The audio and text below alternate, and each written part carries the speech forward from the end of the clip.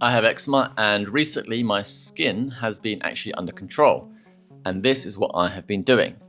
So for a cleanser, I've been using the Cetaphil Gentle Cleanser here. It's for normal to dry, sensitive skin. This is great, not very harsh, does the job, doesn't dry out my skin at all.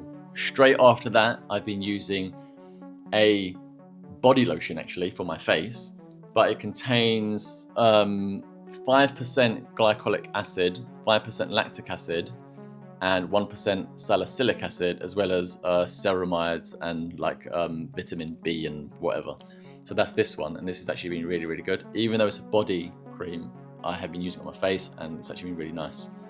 So there's that. And for my actual body, I've been using the Flexitol 10% urea cream. I've spoken about this before, and urea is so good for dry skin.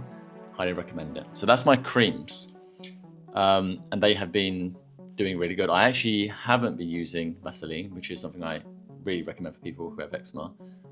Instead, I've just been heavily controlling the environment.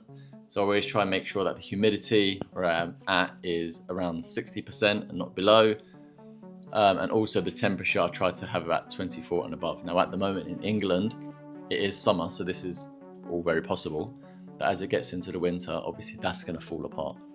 In terms of supplements, I am taking zinc, which I find to be very useful for healing, and omega-3 oils as capsules. I'm taking, I'm doing that twice a day, 2 to 3 times a day, which is actually a higher dose than recommended on the bottles if you read them.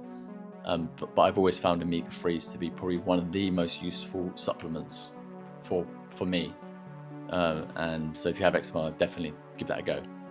The other thing I've started taking recently, which I don't think has taken any effect, so I wouldn't say that's responsible for my recent control of my eczema, is pre and probiotics. And what else am I missing? I'm trying to look over there.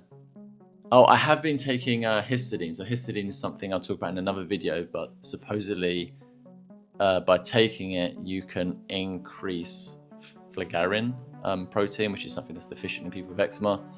But I actually don't think I'm to be taking a sufficient dose. So I will have to cover that in a separate video. But look it up if you want to, L-histidine, and flagerrin. Yeah, so that's what I've been doing. Give it a go. Thank you.